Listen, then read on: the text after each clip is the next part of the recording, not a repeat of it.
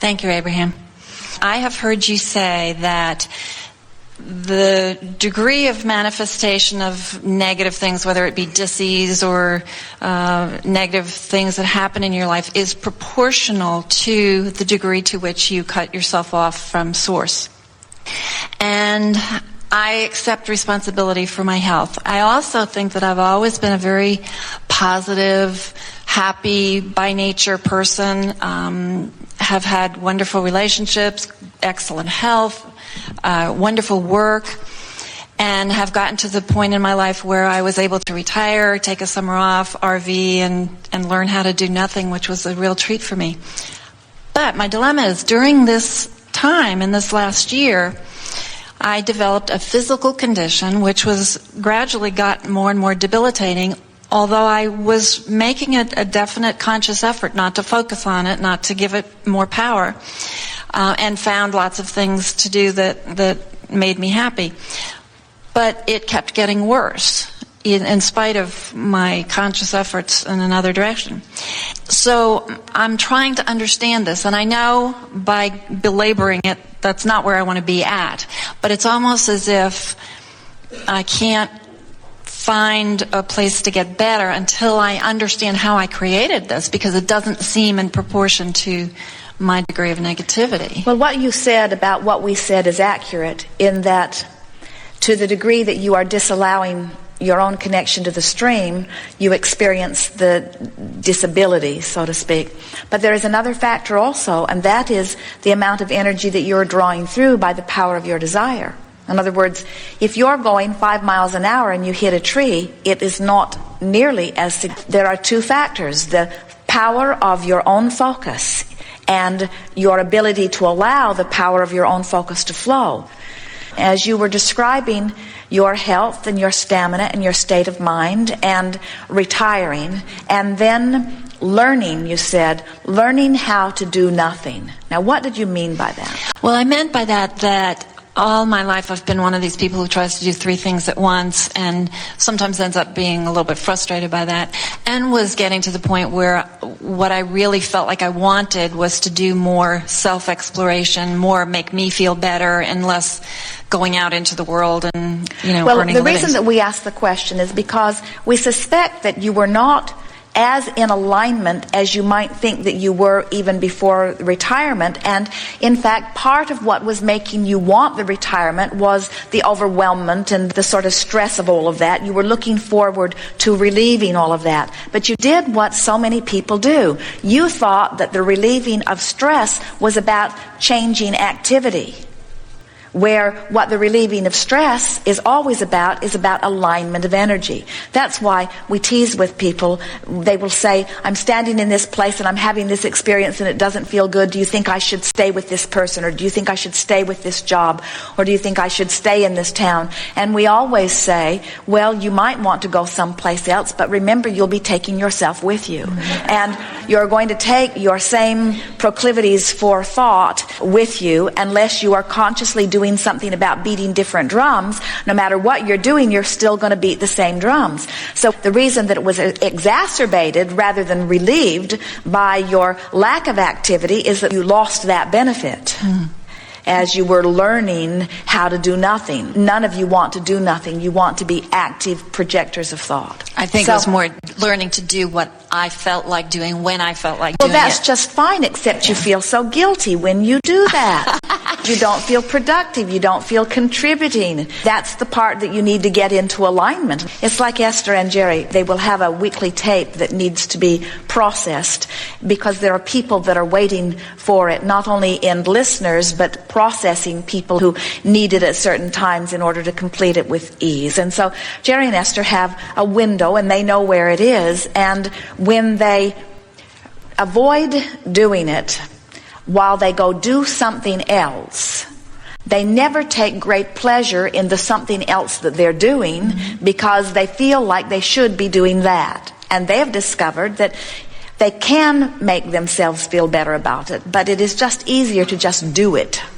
When I'm at home, that's where I'm at too. It's but living in an RV park and an RV is a happy place. There's minimal things that need to be done. And I felt I had earned it. I felt like I was all right. So like Magellan, there. who is not really wanting to spend a lot of time figuring out however you got to where you are. So now just talk about anything that has to do with the majority of your now life. Talk to us about, if someone says, how are you? What are you up to? What are you doing? How's it going? What kinds of things do you say? But pretend that it's someone that you don't want to talk about your physical condition to. You're just making small talk about the day, your life. What kinds of things come out of your mouth? Well, I'm spending a lot of time catching up on reading material, which I enjoy. Spending time with my husband, doing a little traveling. Really not being bored. I haven't missed work. I am working 1 day a week, which I love because I can go in, do my work, come home, and I don't get caught up in the politics of the work as I did when I was working full time. So I would say I'm enjoying most of the aspects of my life right now. All right, now think about where you are and talk to us about dreams that you've had about what this part of your life would be like. What were those dreams? I would say the RV lifestyle has been a dream for both my husband and I, and that felt very good. I would like to travel more, explore more, but also So would you say that this RV life that you've discovered is as expansive and expressive as you wanted it to be? Or does it feel more same, more limited? I don't think it's limited, but I think I have yet to find full expression of myself in Because when somebody uses a word not bored, there's boredom lingering nearby. Now, talk to us, if you will, just a little bit if you want to, about the physical condition. What is it? Oh, it's a muscular thing where I began getting pain and stiffness and really unable to walk well or lift my arms well and so on. And I didn't go to a medical doctor partly because of insurance snafus, but I felt like if I could get myself in the right place and align myself, that I could heal myself. And I kept expecting to do that in this quiet time that I was giving myself. It's a literal tug of war going on in your physical body, and it feels debilitating to you. In other words, that's what it feels like to us. So we would just make more decisions to make more decisions. We would no longer say, I'm learning how to do nothing, because we think that is contrary to the very essence of your being. You did not come forth to ever learn how to do nothing. You came forth because you are an expanding being wanting expansion.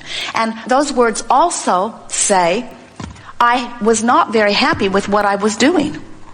In other words, I was not as fulfilled with my former life, and so I'm not doing what my former life was. I'm finding another life. But when you beat the drum of that, it's like pulling yourself in opposite directions too. We think today's dialogue will be beneficial to you, because all you have to do, all anybody has to do, is say, well, let's see now, where am I and where do I want to be on any subject? As you are moving through your day, try this exercise. When you find yourself feeling negative emotion or physical sensation, which is just an exaggeration of resistance in your body, go to a piece of paper, or you can write it in your computer, but write it. And write the word subject, and then write what you think this subject is. Just very brief description. And then write current set point. And then think around the subject, and it won't be hard because you're already thinking around it. That's why you're having the emotion. Think around the subject and just even talk out loud, or write it is even better. Write what's rolling through your mind on the subject that has produced emotion. And as you write each statement, ask yourself as the statements come, what's the emotion that describes this? And you'll find yourself, wherever you are on the vibrational meter, finding words that are all similar, that mean sort of the same thing. And then say, my current emotional set point is, and then whatever it is. And then write, my emotional goal. not my physical body improvement goal, my emotional goal. Now, of course, the optimum emotional goal would be ecstasy or passion or enthusiasm, but don't ask for an emotional goal that's very far from where you are. Ask for an emotional goal that's not so far from where you are. And then keep writing, trying to find sentences and statements and memories that give you that improved feeling. And when the feeling is improved, now write current emotional set point and put the new statement there. And then if you have time, continue the process, and you will be amazed how in this writing process, in this focused on how I feel and focused upon what thoughts are producing the feelings setting that you are sitting in, you can move up this emotional scale fast. And every day you do it, you will feel less stiff. It is our promise to you. It's an interesting thing. As we watch you, you will find yourself aware of a physical reaction. And almost without exception, you want to know, what did I eat? What did I do? You're looking for some outside reason for it. You're almost happy to receive a diagnosis that explains to you why you're feeling what you're feeling. And if we were standing in your physical shoes and we had a physical sensation, we would stop and make an announcement to ourselves, at least, and to the world or anyone that is listening. I have just diagnosed myself with vibrational misalignment. In other words, I'm in a state of vibrational resistance. Or, even better words, I have some work to do on my emotional vibrational scale in order to bring myself more into the vibrational positioning that is more natural to me. But that's what I thought I was doing this by retiring and doing this. But feel the difference, because what you're offering here is so beneficial. What you're saying is, I'm going through these motions and I'm taking this action because I believe that this action will leave me in a better feeling place. And what we want you to do is to break it down more incrementally. We'd like you to open the pages of a book, and as you're reading this fictitious novel, when the woman that you are reading about finds out that she's dying of something, we would like you to just take the book and throw it in the trash can and say, this was not the best choice of reading for me, because my in-the-moment thought is what is causing my in-the-moment vibration. And my in-the-moment vibration is what is giving me my in-the-moment emotion.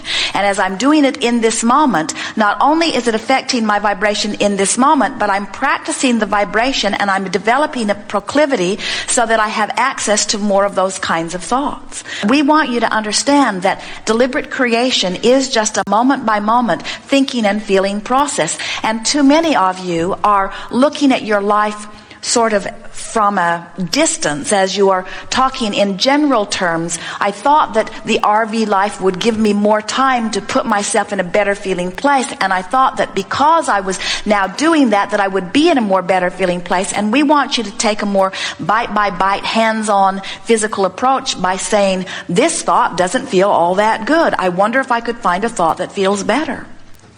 There's nothing serious happening here. In other words, there's no serious misalignment. Think about how magnificent it is. You've been saying, and many of you have been saying, I want to know about my vibrations, and I want to be a deliberate creator, and I want to be in alignment with source energy, and I want to fulfill my reason for being, and I want to know what I'm doing. I want to listen to my guidance system, and I want to be intuitive and in vibrational connection with my source, and I want to be so in alignment that I can actually hear my inner being and receive guidance.